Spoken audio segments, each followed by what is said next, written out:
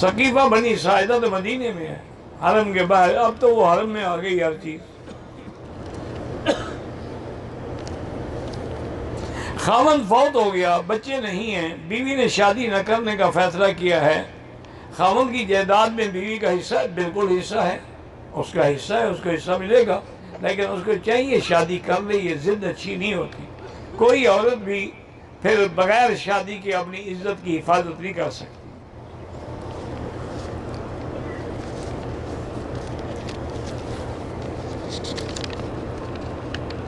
محمد ارشان ہے، ارشمان ہے، ارشمان کا مجھے نہیں پتا کیا ہے۔ عرش کا شہزادہ، عرش کا شہزادہ تو اللہ ہوتا ہے، بندہ تھوڑا ہوتا ہے۔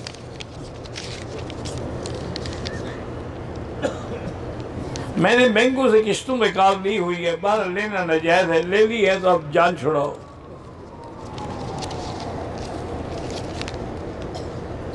میری والدہ فوت ہو گئی، ان کے نام زمین تھی، وراثت کے لحاظ سے ہمارے نام ہے۔ والد شادی نہیں کرنا چاہتا، کیا بڑی بہن کو ولی بنا کر نکاح کر سکتی ہوں؟ والد شادی نہیں کرنا چاہتا تو بڑی بہن تو ولی نہیں بن سکتی، بڑا بھائی ولی بن سکتا ہے۔ اگر کوئی نہ بھی بنے تو قاضی بھی بن سکتا ہے جو مسلمان حاکم ہو۔ ہم نے 11 ذی الحجہ کو بغیر مجبوری کے دیوار سے پہلے کنکریاں ماری، بالکل جب دم پڑ گئی، جب مجبوری بھی کوئی نہیں تھی، خود کہہ رہے ہو۔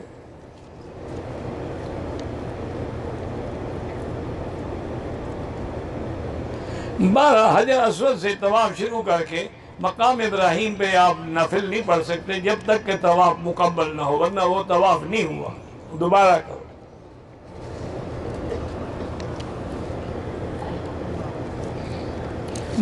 دو سبز لائٹیں جو ہیں وہ تو اصل میں صفا مروہ کی ہیں، ایک سبز لائٹ ہے جو حجر اسود کے سامنے ہے، وہاں سے نیت کی جاتی ہے۔ مینا میں خیموں میں خطبہ پڑھ کے جمعہ نہیں ہوتا، جمعہ پڑھنا ہے تو مسجد میں جاؤ، مسجد خیف میں۔ طواف کرنے کی فضیلت یہ ہے کہ جیسے ایک غلام خرید کر کے آزاد کریں، ایک طواف کا اتنا ثواب ملتا ہے۔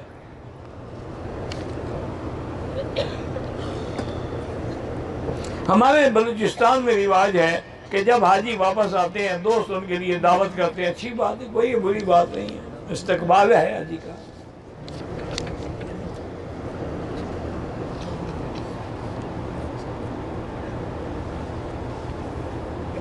میری نوکری کی کمائی میں والدین اور بھائیوں سے میں شیئر کرتا ہوں، دوسری میری اپنا کاروبار ہے، اس میں میں شیئر نہیں کرتا۔ ٹھیک ہے، آپ چاہے نوکری میں بھی نہ کریں، ذمہ داری نہیں، لیکن والدین اور بھائیوں کی مدد کرنا جو ہے بڑا فضیلت ہے، ثواب ہے۔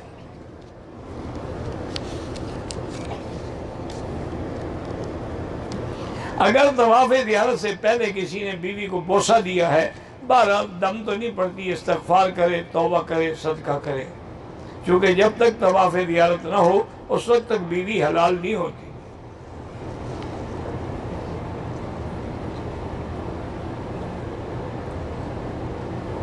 ایک لڑکی سے میرا رشتہ ہوا تھا، شادی سے پہلے اس کا انتقال ہو گیا، اس کے لیے میں عمرہ کر سکتا ہوں؟ کر سکتے ہیں۔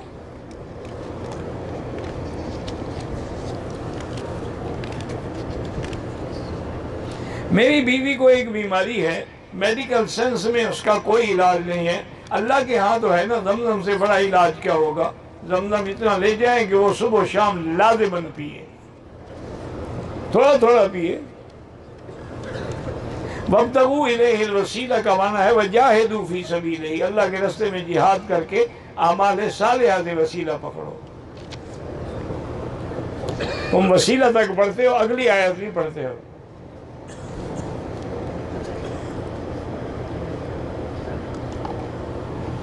میری گھر والی بیمار ہے، دوسری شادی کے لیے ایک بیوہ سے شادی کرنا چاہتا ہوں، ٹھیک ہے، اچھی بات ہے، کوئی بات نہیں۔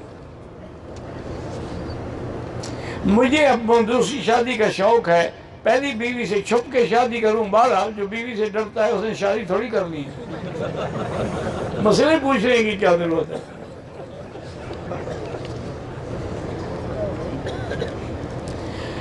میری 29 سال سے بچیاں معذور ہیں، اللہ ان پہ رحم کرے، اللہ ان کی مشکلات دور فرمائے۔ بہرحال بچوں کے رشتوں میں رکاوٹ ہو تو سورۃ الرحمن 3 دفعہ پڑھ کے دعا کیا کریں۔ میرے بچے کا جگر خون نہیں بناتا، گردے میں بھی پتھری، اللہ شفا عطا فرمائے۔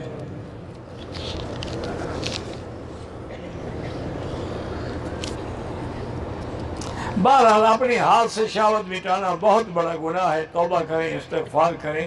انسان ہے، اگر ایسی خواہشات بڑھ جائیں تو اس کا علاج ہے کہ کوئی ٹھنڈا شربت پینا شروع کر دیں تو کنٹرول ہو جائے گا۔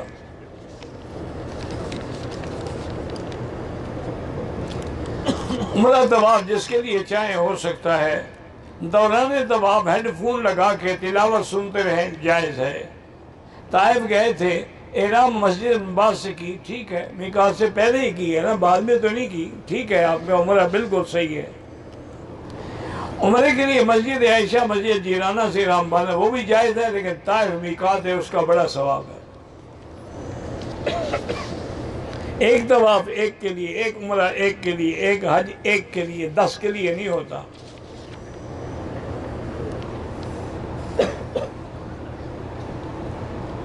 ایک آدمی نے طواف دیانت مکمل کر لیا، اس پہ دم تھی، ابھی دم نہیں دی، بیوی سے مل سکتا ہے، کوئی بات نہیں، دم بعد میں دے دے۔ جب طواف دیانت کر لیا تو بیوی حلال ہو گئی۔ نماز پڑھتے ہوئے دنیاوی خیالات آتے ہیں تو آپ نماز میں جو آیات ہیں ان پہ غور نہیں کرتے۔ اگر قرآن کی آیات پہ غور کریں تو پھر خیالات نہیں آئیں گے۔ جنازے میں سورۃ فاتحہ نہیں ہوتی، حنفی مسلک میں پہلی تکبیر کے بعد ثنا ہے، پھر دعا ہے، پھر اس کے بعد درود ہے، پھر دعا ہے۔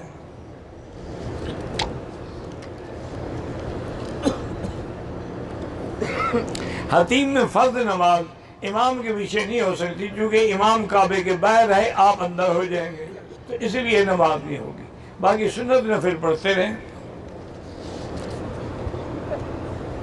بیوی خاوند کے اوپر لیٹ سکتی، اوپر ہی تو لیٹتی ہے، آپ کے سر پہ چلی ہوئی نہیں ہے بیوی۔ باقی تم جانو، تمہارا کام جانے۔ 4 چکر کے بعد چکر میں وضو ٹوٹ جائے، بالکل وضو کر کے اسی جگہ سے شروع کرے۔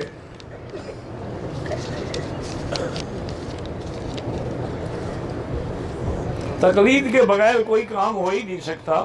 یہی اللہ نے حکم دیا ہے کہ اہدنا الصراط المستقیم صراط الذین انعمت علیہم، اس کے بغیر تو کوئی حل ہی نہیں۔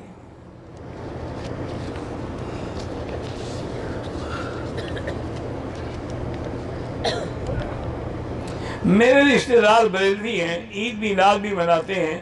بہرحال اگر نماز میں کوئی بدعتی امام ہے تو اس کے پیچھے نماز نہیں ہوتی۔